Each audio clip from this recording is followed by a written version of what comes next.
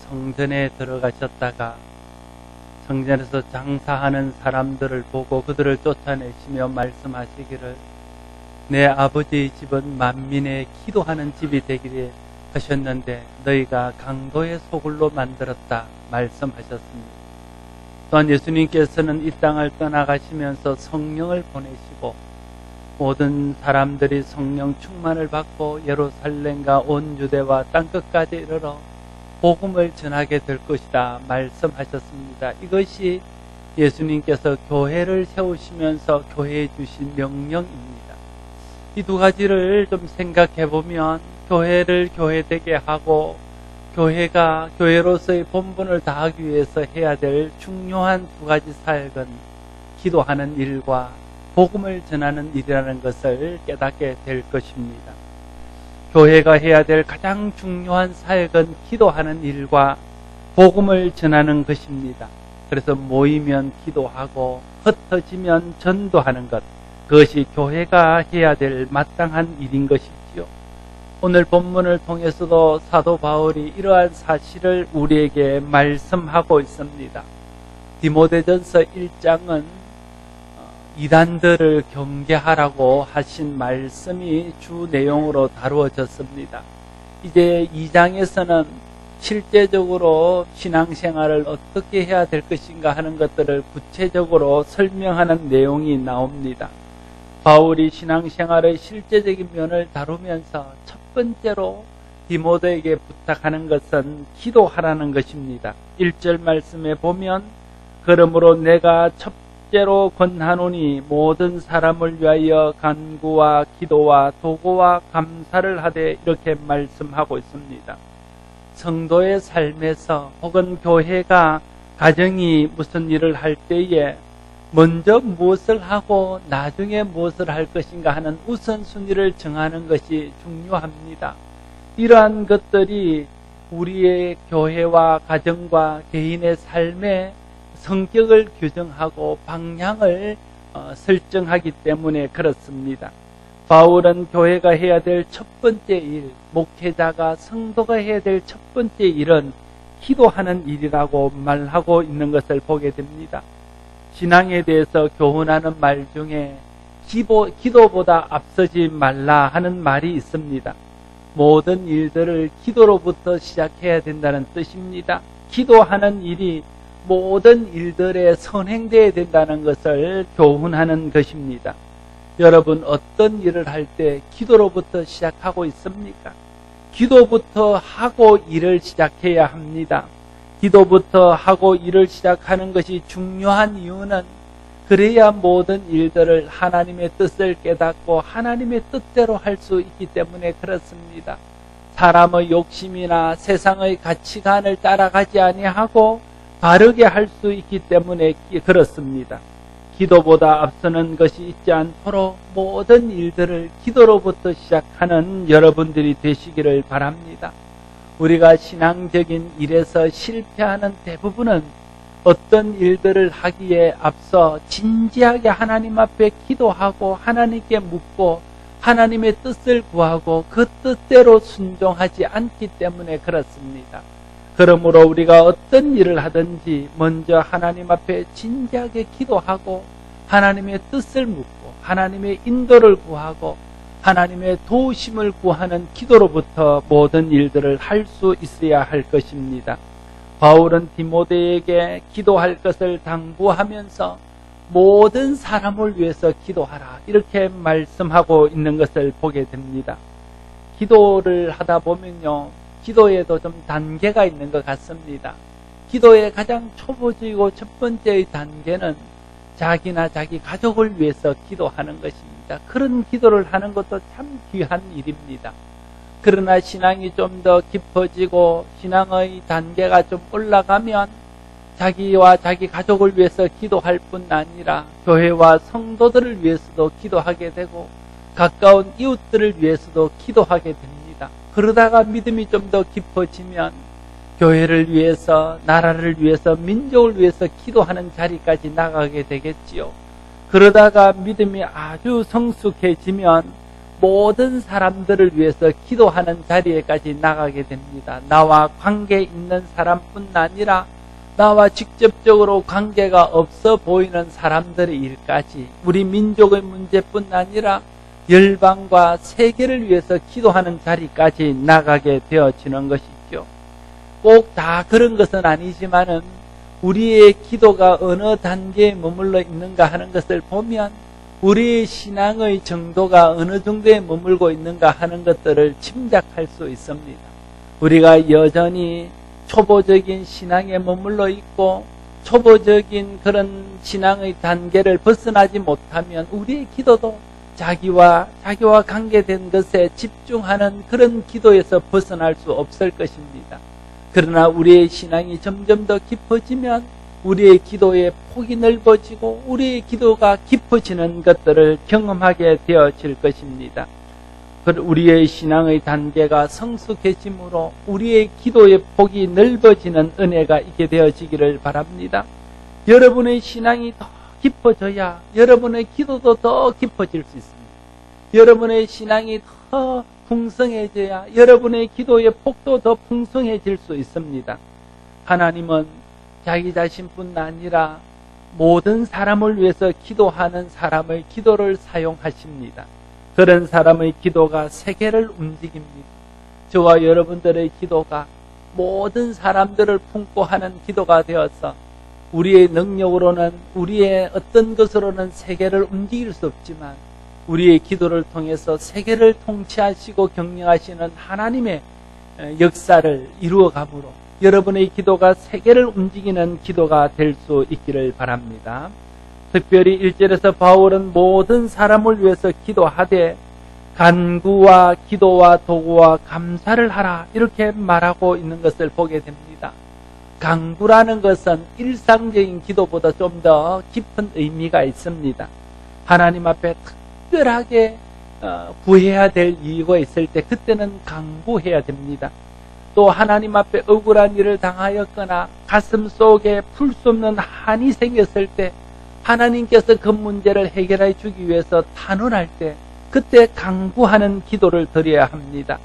뿐만 아니라 우리에게 심각한 부족, 도저히 사람이 채울 수 없고 내가 어찌할 수 없는 그런 부족함에 빠지게 될 때, 그것이 물질이든 그것이 영적인 것이든 그것이 어떤 것이든 건강의 문제든 그럴 때 하나님 앞에 간구를 해야 된다 하는 것입니다.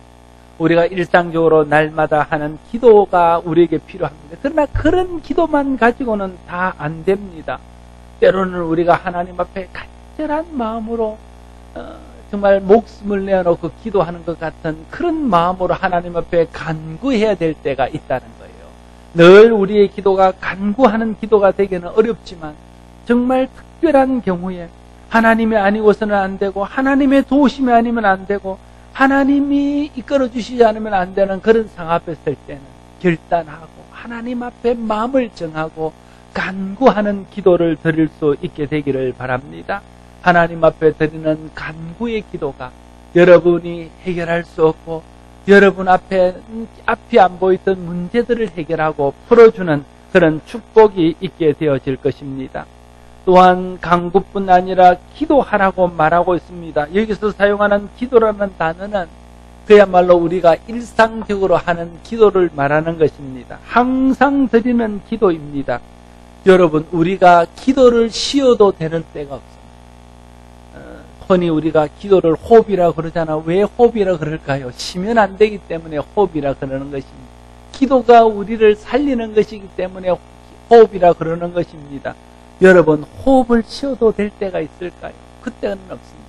기도를 쉬어도 되는 때, 기도를 멈춰야 되는 때는 없습니다. 왜냐하면 우리는 매 순간순간마다 하나님의 은혜가 필요하고 하나님의 도우심이 필요하기 때문에 그렇습니다. 그러므로 항상 기도하고 쉬지 말고 기도해야 합니다. 도고란 다른 사람을 위한 기도입니다. 다른 말로 중보 기도라고 부르는 기도입니다. 도고야말로 성숙한 성도들이 반드시 드려야 될 기도입니다. 우리는 기도로 다른 사람을 돕고 기도로 다른 사람을 세우며 기도로 다른 사람을 섬길 수 있습니다. 하나님이 우리에게 다른 사람을 위해서 기도할 수 있는 특권을 주셨습니다. 내가 다른 사람을 도울 수 있는 방법 중에 가장 온전하고 가장 큰 것은 기도로 다른 사람을 돕는 것입니다. 물질로 돕는 데는 한계가 있습니다. 우리에 있는 것으로 다른 사람을 돕는 것도 한계가 있습니다. 내 능력과 내 힘으로, 내 지혜로 다른 사람을 돕는 데도 한계가 있습니다. 그러나 기도로 다른 사람을 돕는 것은 한계가 없습니다. 왜냐하면 하나님에게 한계가 없기 때문에 그렇습니다. 하나님께 기도하면 하나님의 능력으로 모든 문제의 한계를 뛰어넘을 수 있기 때문에 그렇습니다. 그래서 우리가 다른 사람을 돕되 기도로 도와야 됩니다. 흔히 선교사님들이 기도해 주십시오 이렇게 말할 때에 그것이 그냥 형식적으로 우리에게 부탁하는 말처럼 들릴 수 있습니다. 그러나 그렇지 않습니다. 정말 선교 현장이나 사람의 기도가 정말 필요한 상황 가운데 처해 보면 중보하여 믿음으로 기도하는 기도가 얼마나 중요한가 하는 것을 알기 때문에 무엇을 부탁하기보다 먼저 기도를 부탁하게 되어지는 것입니다. 여러분의 중보의 기도, 여러분의 도구가 선교사를 살리고 열방을 살리고 많은 사람들을 믿음 가운데 세우며 많은 사람들의 문제 가운데서 하나님이 역사하도록 한다는 것을 기억하고 다른 사람을 위해서 기도로 돕는 은혜가 여러분 가운데 있게 되어지기를 바랍니다. 또한 기도와 강구와 도구를 하되 감사함으로 하라고 말씀하고 있는 것을 보게 됩니다. 감사는 모든 기도를 풍성하게 하는 조건입니다. 빌립보서 4장 6절 말씀에 아무것도 염려하지 말고 다만 모든 일에 기도와 간구로 너희 구할 것을 감사함으로 하나님께 아뢰라 이렇게 말씀하고 있는 것을 보게 됩니다. 기도에 감사가 필요한 것은 기도하면 하나님이 들으시고 기도하면 하나님이 응답하실 것이라는 것을 믿는 믿음이 있으면 하나님 앞에 감사함으로 기도할 수 있습니다. 그러나 우리가 하나님이 내 기도를 들으시고 하나님이 내 기도에 응답하신다는 확신이 없고 믿음이 없으면 감사함으로 하나님 앞에 기도할 수 없습니다. 그냥 염려함으로 기도하고 근심함으로 기도하고 불안함과 두려움으로 기도할 수밖에 없는 것이죠. 그러나 하나님이 내가 기도하실 때 들으시고 기도한 후에 하나님이 이루신다는 것을 믿는 믿음이 있다면 기도할 때마다 기대하는 마음이 있고 기도할 때마다 감사하는 마음을 가지고 기도할 수 있을 것입니다. 오늘도 하나님이 내 기도를 들으시고 어떻게 응답하실지 내가 내 문제를 하나님 앞에 아뢰시면 하나님이 들으실 텐데 또 하나님 앞에 기도하면 하나님이 이루실 텐데 어떻게 내게 풍성하게 응답해 주실 것이 그런 것을 기대하면서 감사하는 마음으로 하나님께 기도하는 것이죠. 그런 의미에서 보면 감사함으로 기도한다는 것은 믿음으로 기도하는 것이라고 말할 수 있습니다. 믿음이 없으면 감사함으로 기도할 수 없습니다. 믿음이 있어야 감사함으로 기도할 수 있습니다. 하나님이 우리의 기도를 들으십니다. 하나님이 우리의 기도에 응답하십니다. 여러분 가운데 이런 믿음이 있어서 여러분이 기도할 때마다 하나님 앞에 믿음으로 감사함으로 기도해서 여러분이 기도하는 것들마다 응답받는 축복이 넘치게 되기를 바랍니다. 모든 사람을 위하여 간구와 기도와 도구를 하되 감사함으로 할 수 있기를 바랍니다. 바울은 모든 사람을 위해 기도하되 특별히 위정자들을 위해서 기도하라고 말하고 있습니다. 2절 말씀을 같이 한 번 더 읽겠습니다. 2절을 읽습니다.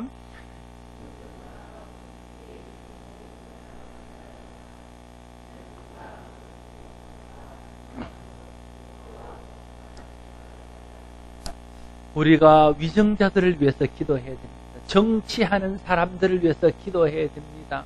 왜 우리가 위정자들을 위해서 기도해야 됩니까? 위정자들이 가지고 있는 영향력, 위정자들이 가지고 있는 능력 때문에 그렇습니다. 위정자들이 어떻게 통치하며 어떤 정책을 펴느냐에 따라서 나라와 국민과 교회와 세계에 큰 영향을 미치고 모든 일들의 방향이 바르게 될 수도 있고 잘못될 수도 있기 때문에 그렇습니다. 로마의 콘스탄틴 대제라는 황제가 있었습니다. 이 사람이 그리스도를 받아들였습니다. 그리고는 그 사람을 통해서 로마가 기독교 국가가 되었습니다. 한 사람의 통치자가 변함으로 전 로마 제국이 다 예수를 받아들이는 기독교 국가가 되는 역사가 일어났던 것을 볼 수 있습니다. 우리 히틀러라는 사람을 기억할 것입니다. 히틀러는 전쟁을 일으켜 유대인들을 학살하는 것을 비롯해서 세계적으로 엄청난 비극을 초래했습니다. 히틀러 한 사람의 생각 때문에, 히틀러 한 사람의 잘못된 생각과 정책 때문에 얼마나 많은 사람들이 피를 흘리며 희생을 당해야 했는지 모릅니다. 미국의 대통령 중에, 미국의 대통령은 다 장로교인이든 침례교인이든 다 개신교 거의 대부분이 성공의 교인이든 대부분 개신교 교인들입니다. 그런데 유일한 가톨릭 신자가 있었습니다. 그 사람이 누구냐면 존 F 케네디 대통령입니다. 그래서 존 F 케네디 대통령이 1963년에 미국에 있는 모든 공립학교에서 그동안 기도하고 모든 것을 시작하고 성경을 가르쳤던 것을 폐지했습니다. 그래서 1963년 이후로는 모든 공립학교에서는 기도를 할 수 없고 모든 공립학교에서는 성경을 가르칠 수 없다고 법으로 정해버렸습니다. 그리고 나서 미국이 급속하게 타락하는, 급속하게 도덕적으로 어려움을 당하는 그런 길로 가게 되었던 것을 볼 수 있습니다. 또한 북한의 김일성 일가의 세습으로 지구상에서 유례를 찾아보기 힘든 폐쇄 국가가 되고 있는 것을 우리가 눈으로 목도하고 있습니다. 이와 같이 위정자들의 중요성을 보여주는 예는 이외에도 이루 말할 수 없이 많을 것입니다. 그러므로 우리가 위정자들을 위해서 기도해요. 그들이 바른 생각을 가지고 바른 뜻을 가지고 바른 정치를 펴고 바른 정책을 가지고 다스릴 수 있도록 위정자를 위해서 기도하는 것은 얼마나 중요한지 모릅니다. 그 나라의 최고 통치자나 또 정치를 하는 위정자들이 어떤 정책을 펴고 어떤 통치 철학을 가지고 통치하느냐에 따라서 한 나라와 민족과 세계의 운명이 결정되어질 수 있기 때문에 그렇습니다. 그러므로 교회는 열심히 위정자들을 위해서 기도해야 됩니다. 성도들은 위정자들을 위해서 날마다 기도해야 할 것입니다. 그래서 바울도 디모데에게 임금들과 높은 지위에 있는 모든 사람을 위해서 기도하라 말하고 있습니다. 특별히 바울이 위정자들을 위해서 기도하라고 설명하면서 그 이유를 이는 우리가 모든 경건과 단정함으로 고요하고 평안한 생활을 하려 함이라 설명하고 있는 것을 보게 됩니다. 바울이 위정자들을 위해서 기도하라 하는 이유는 위정자들 자신을 위해서뿐 아니라 또 교회를 위해서도 위정자를 위해서 기도해야 된다는 것을 말하고 있는 것이죠. 바울 당시에 로마 황제나 또 여러 분봉왕들, 헤롯 일가를 비롯한 분봉왕들과 또 총독들은 예수 믿는 사람들을 아주 극심하게 박해했습니다. 그래서 그 박해를 견디지 못하고 많은 사람들이 믿음에서 멀어지고 또 복음이 전파되는 것들이 방해를 받고 예수 믿는 사람들은 그 앞에 죽음을 당하거나 또 극심하게 어려운 삶을 살아야 되는 지경에 이르게 된 것입니다. 그래서 바울은 그런 위정자들을 위해서 기도함으로 그들의 마음을 하나님이 바꾸어 넣어서 그들이 모든 밖에서 벗어나서 믿음 안에서 평온한 삶을 살아갈 수 있도록 기도하라고 말한 것이죠. 어떻게 보면 이 바울의 이 위정자들을 위한 기도, 그를 순종하여 기도한 많은 사람들의 기도가 로마 황제의 마음을 바꾸어 넣었다 해도 과언이 아닐 것입니다. 오늘 우리도 하나님께서 위정자들의 마음을 움직이셔서 그들이 펴는 정책이 복음을 방해하거나 하나님 나라 확장되는 것을 막는 정책을 쓰지 아니하고 그들의 정책을 통해서 하나님 나라가 더 확장되는 데 유익하게 되어지고 복음이 더 많은 사람들에게 흘러갈 수 있도록 도움이 되는 그런 정책을 펼 수 있도록 우리가 하나님 나라를 위해서도 위정자들을 위해서 기도해야 할 것입니다. 바울은 이렇게 위정자들을 비롯한 모든 사람들을 위해서 간구와 기도와 도구와 감사를 하는 일이 하나님께서 기뻐 받으실 만한 선한 일이라고 말하고 있습니다. 3절 말씀에 보면 이것이 우리 구주 하나님 앞에 선하고 받으실 만한 것입니다. 여러분, 하나님이 우리에게 선하다고 인정하시고 하나님께서 그 일은 참 내가 합족하여 내가 받을 만하다 그렇게 생각하는 것이 어떤 일이냐 하면 모든 사람을 위해서 간구하고 모든 사람을 위해서 기도하고 모든 사람을 위해서 중보하는 것, 그 일이라고 오늘 본문은 우리에게 말씀하고 있는 것입니다. 나는 여러분들이 모든 사람을 위해서 간구하고 기도하고 도구하고 특별히 감사함으로 하나님 앞에 아뢰므로써 하나님이 여러분을 기뻐하고 하나님이 여러분을 받으실 만한 그런 선한 사람으로 인정하는 축복이 여러분 가운데 임하게 되기를 바랍니다. 그러나 무엇보다도 교회와 성도들이 모든 사람을 위해서 기도해야 되는 가장 중요한 이유는 모든 사람의 구원을 위해서 그렇습니다. 모든 일을 시작할 때에 기도로 시작해야 하는 것처럼 모든 사람의 구원은 어느 한 사람 혹은 어느 교회가 그 사람을 위해서 구원을 위해서 기도하는 데서부터 시작된다는 것을 우리가 알아야 할 것입니다. 여러분이 구원받은 것도 누군가 여러분에게 복음을 전해서 구원받았지만 누군가 여러분에게 복음을 전하기 전에 여러분의 구원을 위해서 여러분의 영혼을 위해서 기도하던 사람들, 기도하던 교회가 있었다는 것을 알아야 합니다. 그들의 기도가 있었기에 우리가 구원받을 수 있었고 그들의 기도가 있었기에 우리의 마음이 열려서 복음을 들을 때 믿게 되는 은혜가 있게 되어진 줄로 믿습니다. 기도는 믿지 않는 사람들의 마음을 열어놓습니다. 믿지 않는 사람들의 마음을 준비시킵니다. 그래서 복음을 전할 때에 복음을 받아들이고 믿을 수 있도록 한다는 것이죠. 그런 의미에서 우리는 믿지 않는 사람들의 구원을 위해서 기도해야 됩니다. 4절 말씀에 하나님은 모든 사람이 구원을 받으며 진리를 아는 데 이르기를 원하시느니라 말씀하고 있는 것을 보게 됩니다.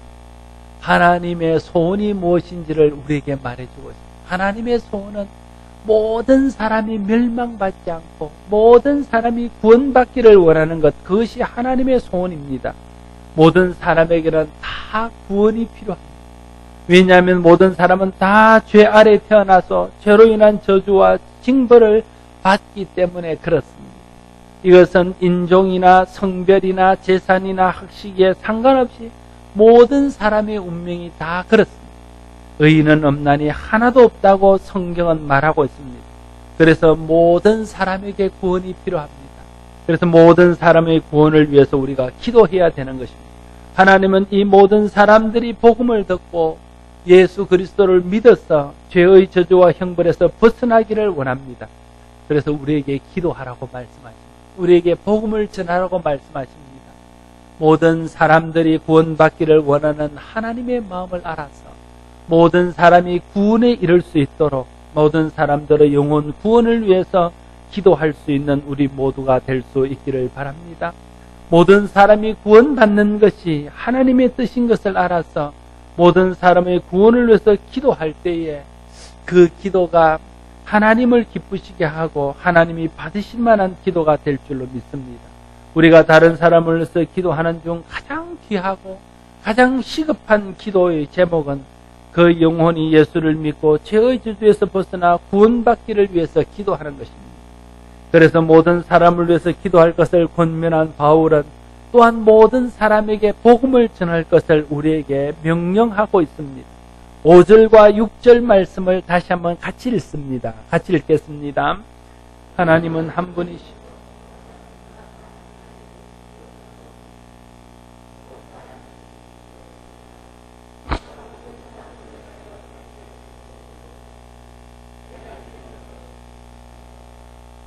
하나님께서 예수 그리스도를 모든 사람의 대속물로 주셨다고 말하고 있습니다. 요한복음 3장 16절은 기록하기를 하나님이 세상을 이처럼 사랑하사 독생자를 주셨으니 이는 그를 믿는 자마다 멸망하지 않고 영생을 얻게 하려 함이라 말씀하고 있습니다. 하나님이 이 땅에 예수 그리스도를 보내주신 이유는 모든 사람이 멸망받지 않고 구원받게 하기 위해서 그렇다. 그걸 말해주고 있는 것이죠. 하나님은 모든 사람의 구원을 위해서 하나님의 독생자 예수 그리스도를 우리에게 주셨습니다. 하나님은 이 구원의 계획을 위해서 예수 그리스도를 이 땅에 보내셨고 예수 그리스도는 이 하나님의 사랑의 경륜을 알고 그 일에 순종하여 우리의 죄를 대신하여 십자가를 지심으로 모든 사람들의 대속물이 되어 주셨습니다. 이 일이 모든 사람을 구원하기 위한 하나님의 뜻과 하나님의 경륜에 의해 되어진 것입니다. 구원은 어떻게 이루어집니까? 구원은 유일하신 하나님과 사람 사이의 유일하신 중보자이신 예수 그리스도를 통해서만 이루어지는 것입니다. 만일 구원받는 일이 하나님과 예수 그리스도를 믿지 않고도 된다면 교회가 모든 사람의 구원을 위해서 기도하거나 그들 위해서 전도하거나 선교할 일이 필요가 없을 것입니다. 그러나 구원받는 다른 길이 하나님과 예수 그리스도를 믿는 길 외에는 없기 때문에 우리는 모든 사람의 구원을 위해서 기도해야 되고 모든 사람을 구원하기 위해서 전도하고 선교해야 되는 것입니다. 사도행전 4장 12절은 분명히 선언합니다. 다른 이론으로서는 구원을 받을 수 없나니 천하 사람 중에 구원받을 만한 다른 이름을 우리에게 주신 적이 없느니라. 이것이 하나님의 말씀입니다. 요한복음 14장 6절에서 예수께서 이르시되 내가 곧 길이요 진리요 생명이니 나로 말미암지 않고는 아버지께로 올 자가 없느니. 이것이 예수님의 말씀입니다. 구원받을 수 있는 유일한 길은 하나님과 하나님의 보내신 자 예수 그리스도를 믿는 길밖에는 없습니다.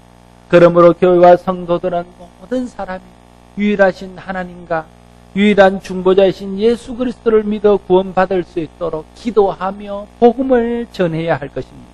예수 그리스도만이 하나님과 사람 사이의 유일하신 중보자입니다. 예수님은 하나님과 사람 사이가 죄로 인하여 원수가 되었던 것에서 벗어나서 하나님과 사람 사이를 화해한 관계로 만들기 위해서 오셨습니다. 그래서 이 땅에 화목의 제물이 되셔서 우리의 죄를 없애기 위해서 대속물이 되어주신 것입니다. 주님이 우리를 위해서 죽으신 죽음을 대속의 죽음이라고 말합니다. 대속이라는 말은 노예가 있습니다. 그 노예를 해방시키려고 그러면 누군가가 그 노예에 합당한 값을 주고 사서 그를 놓아줘야 됩니다. 그것이 대속입니다. 오늘 본문에서 예수님이 우리의 대속이 되셨다는 것이 그런 의미입니다. 또한 대속이라는 말을 사용할 때의 대속은 어떤 빚진 사람이 있습니다. 그런데 그 사람이 자기 빚을 갚을 능력이 없습니다. 다른 사람이 그 사람을 대신하여 빚을 갚아줌으로 그 빚의 고통에서 벗어나게 해주는 거예요. 그것이 대속입니다. 예수님이 우리의 대속물이 됐다는 의미가 그것입니다. 우리는 우리의 죄값을 스스로 치를 능력이 없습니다. 우리는 우리의 죄에서 스스로 벗어날 능력이 없습니다. 우리는 죄의 종, 사망의 종에서 벗어날 힘이 우리 가운데 없습니다. 그래서 하나님이 그 능력을 가진 예수님을 보내주셨습니다. 예수님이 내 대신 값을 치르고 십자가에 죽어주심으로 내 죄값을 치러주셔서 나를 죄에서 자유하게 했습니다. 죄의 저주에서 벗어나게 했습니다. 구원받게 했습니다. 그것이 대속입니다. 그래서 우리는 예수 그리스도의 대속의 죽음으로 말미암아 구원받고 죄에서 벗어나 영원한 생명을 얻고 하나님의 자녀가 되는 축복을 누리게 되는 것입니다. 그런데 이 대속이 지금 예수님을 알고 믿어 구원받은 우리만을 위한 대속이 아니라 아직도 하나님을 알지 못하고 예수님을 알지 못한 모든 사람을 위한 대속이라는 사실을 알아야 됩니다. 그래서 아직도 예수님의 대속의 은혜를 알지 못하고 덧입지 못해서 구원의 은혜 안에 들어오지 못한 모든 사람들이 하나님을 믿고 하나님이 보내신 독생자 예수 그리스도의 대속의 은혜를 믿어서 구원받을 수 있도록 모든 사람을 위해서 간구하고 기도하고 도구하며 또 모든 사람들이 복음을 들을 수 있도록 전도하고 선교하는 일에 힘을 써야 할 것입니다. 바울은 자신이 모든 사람의 구원을 위해 사도로 세움받았다는 사실을 다시 한번 말하고 있습니다. 7절 말씀에 이를 위하여 내가 전파하는 자와 사도로 세움을 입은 것은 참말이요 거짓말이 아니니 믿음과 진리 안에서 내가 이방인의 스승이 되었노라 말하고 있습니다. 바울은 자신의 사명이 모든 사람의 구원을 위해서 복음을 전하는 일이라는 것을 깨닫고 있었습니다. 이 일을 위해서 하나님이 자기를 사도로 세웠고 이 일을 위해서 자신을 이방인의 스승으로 세웠다고 그는 스스로 고백하고 있는 것입니다. 이것이 바울뿐이겠습니다. 우리 모두에게도 이와 동일한 그런 사명이 있습니다. 주님이 우리에게 말씀하셨습니다. 너희는 가서 모든 족속으로 제자를 삼고 아버지와 아들과 성령의 이름으로 세례를 주고 내가 너에게 분부한 모든 것을 가르쳐 지키게 하라. 볼지어다 세상 끝날까지 내가 너희와 항상 함께 있으리. 이것은 어느 개인에게 주신 말씀이 아닙니다. 교회에게 주신 말씀이요, 교회 속에 있는 우리 모든 믿는 자들에게 주신 주님의 지상 명령입니다. 그러므로 사도 바울뿐 아니라 우리 모두는 모든 사람의 구원을 위해서 기도해야 됩니다. 모든 사람의 구원을 위해서 전도하는 일과 선교하는 일에 어떤 형태로든지 참여해야 됩니다. 그것이 부름받은 자의 사명이요, 우리가 이 세상에서 해야 될 가장 중요한 사역이요 사명인 것입니다. 우리 모두가 하나님께서 우리를 구원하신 것은 우리 자신이 죄에서 벗어나 영생의 복을 누리게 하시기 위해서이기도 하지만, 이 구원의 은혜를 알지 못하는 모든 사람에게 나누기 위해서 먼저 우리를 부르셨다는 사실을 우리가 잊지 말아야 될 것입니다. 하나님이 유대인들을 선택하셨습니다. 유대인들은 하나님이 자기들을 선택한 것에 대해서 감격하고 감사했습니다. 그런데 유대인들은 하나님이 자기들을 부르신 이유가 하나님의 백성 삼아서 복을 받게 하게 하는 뿐 아니라 자신들이 받은 그 복을 다른 사람에게 나누기 위함이라는 것을 알지 못했다는, 하나님이 분명히 아브라함을 선택할 때, 아브라함이 유대인의 조상입니다. 아브라함의 구원의 시작입니다. 아브라함을 부르실 때 말씀하시기를 내가 너를 복으로 삼아서 모든 사람이 너를 통해서 천하 만민이 복을 얻게 하겠다. 그것이 하나님의 계획이요, 하나님이 유대인을 선택한 목적입니다. 그런데 유대인들은 자신들이 하나님의 백성이 되어서 하나님 백성의 복을 누리는 데서 그치고 그 복을 다른 사람에게 나누는 사명을 잊어버리고 살았다는 것입니다. 그래서 주님이 선지자를 통해서 또 예수 그리스도를 통해서 그 일을 깨우쳐 줬지만 그들이 끝까지 그 사명을 거부하고 선민의식만 빠져 있으므로 하나님께서 그들을 버리고 이방인들을 선택함으로 하나님의 구원의 계획을 이방인들을 통해서 이루게 된 것 아닙니다. 그게 성경에서 우리에게 말씀하고 있는 바요, 로마서가 다루고 있는 중요한 내용입니다. 하나님이 우리를 선택하신 것도 동일합니다.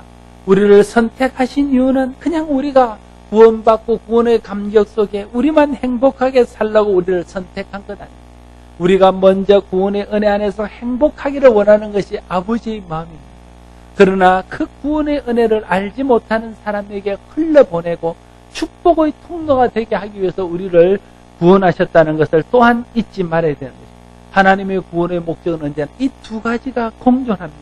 먼저는 우리가 구원의 은혜를 누리고 또한 구원에 받은 은혜를 다른 사람에게 나누는 것, 그것이 하나님이 사람을 선택하는 목적이요, 사람을 구원하는 이유입니다. 하나님은 모든 사람이 구원받기를 원합니다.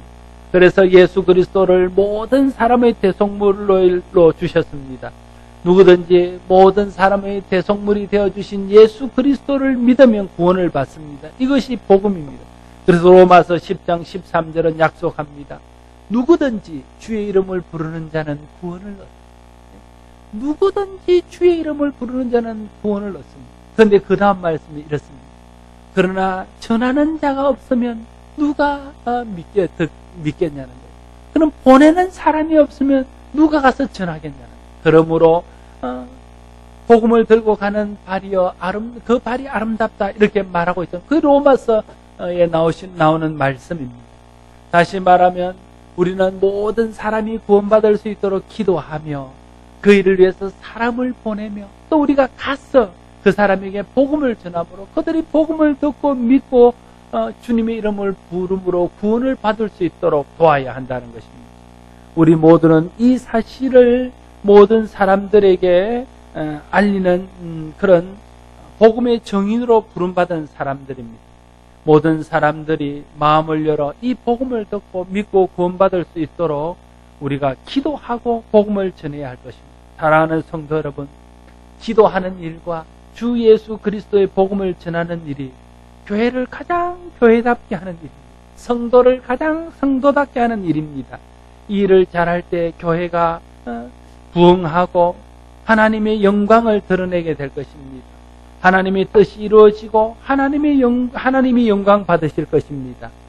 세상 모든 사람을 위해 기도와 간구와 도구와 감사를 하고 모든 사람의 죄를 대속하신 예수 그리스도의 십자가의 대속의 복음을 모든 사람에게 전함으로 모든 사람이 구원받기를 원하시는 하나님의 뜻을 이루어 드리는 저와 여러분 모두가 될 수 있기를 바랍니다.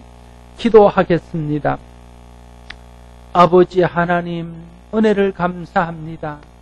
우리를 사랑하셔서 세상 죄 가운데 멸망을 향하여 가던 우리를 불러주시고 우리의 마음을 열어주셔서 구원받게 하시고 하나님을 아버지라 부르며 구원의 은혜 가운데 살게 하여 주신 것을 감사합니다. 우리가 구원받은 것은 우리의 공로가 아니라 누군가 먼저 우리의 구원을 위해서 기도하는 사람이 있었고 또 누군가가 우리를 위해서 복음을 전하는 사람이 있어서 그 기도로 말미암아 우리의 마음문이 열리고 그 복음을 전하는 것으로 인해서 우리가 믿게 된 것을 고백합니다. 이제 누군가가 우리의 기도를 기다리고 있고 누군가가 우리가 복음 전하는 것을 기다리고 있음을 우리가 압니다. 주님, 우리가 모든 사람이 구원받기를 위해서 기도하게 하시고 모든 사람이 구원받는 일을 위해서 복음 전하는 일에 열심을 낼 수 있는 우리 모두가 되게 하여 주옵소서. 그래서 우리 교회를 통해서 우리를 통해서 모든 사람들이 복음을 듣고 구원받는 자리로 나올 수 있도록 주여 축복하여 주시옵소서. 예수님 이름으로 기도드리옵나이다.